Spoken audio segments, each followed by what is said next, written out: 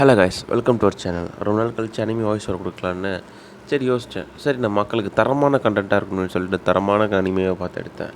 எப்பவுமே வழக்கம் போல் நருட்டோ ஒரு சில அனிமையை பார்த்துட்டு இப்போ காப்பி அடிக்கிற மாதிரி இருக்குது. லைக் ஃப்ரீக்வெண்ட்டாக ஒரே அனிமையை போடுற மாதிரி இருக்குது. சரி, மக்களுக்கு என்டர்டெயின்மெண்ட்டாக இருக்கணும்னு சொல்லிட்டு கஷ்டப்பட்டு யோசித்து மூளையை கசக்கி புழிஞ்சு உங்களுக்காக இந்த அனிமையை கொண்டு வந்திருக்கேன்.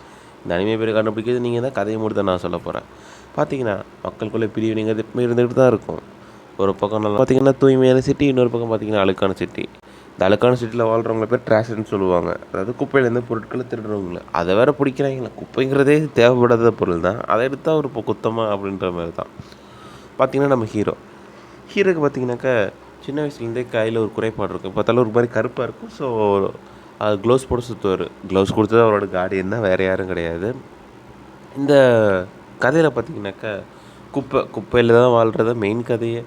ஹீரோவோட அப்பா பார்த்திங்கன்னா ஒரு பெரிய கொலைக்காரர். அதனால் சின்ன வயசுலேருந்தே ஹீரோ கொலைக்காரனோட பையன், கொலைக்காரனை போட்ட பையன் அப்படி சொல்லியே வளர்த்துட்டாங்க. ஆனால் அவரோட கார்டியன் அவருக்கு பாசிட்டிவாக கொடுத்து அப்படிலாம் ஒன்றும் இல்லை, அப்படிலாம் ஒன்றும் சொல்லி வளர்த்துட்டார்.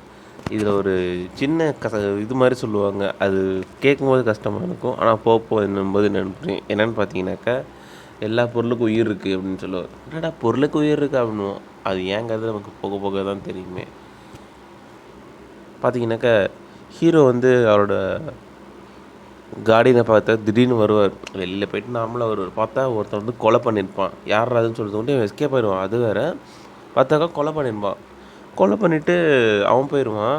உங்களுக்கு என்னாச்சு அப்படின்ட்டு கத்தி வெளியே எடுக்கும்போது கார்ட்ஸ் வந்துடுவாங்க.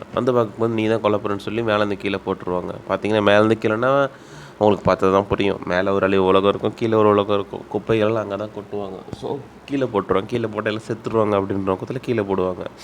அந்த மேலே வாழ்கிற மக்களுக்கு பேர் ஸ்பியரைட் அப்படின்னு சொல்லுவாங்க. மேலே கீழே போட்டால் உயிரோடு இருப்பான். மேலே இருக்க மக்கள் ரொம்ப கொடுமையானவங்க, கேவலமானவங்க, அவங்கள பழிவாங்காமல் விட மாட்டேன் அப்படின்னு சொல்லி நம்ம ஹீரோ சபதம் சுற்றுவார். அதுக்கப்புறம் என்ன ஆச்சு ஹீரோவுக்கு, அது யாரை யாரை பார்த்தாங்க, எப்படி பழி வாங்கினார் அப்படிங்கிறது இந்த அனிமையோட மெயின் கான்செப்ட்டு. இது போக போக தான் அவங்களுக்கு என்னென்னு புரியும். ஆனால் இது வித்தியாசமான அனிமை. இந்த அனிமையோட பேரை கண்டுபிடிச்சி யார் கமெண்ட் பண்ணுறீங்களோ குழுக்கள் முறையில் தேர்ந்தெடுத்து யூபி மூலிமா அவங்களுக்கு பரிசு வழங்கப்படும். நன்றி, வணக்கம்.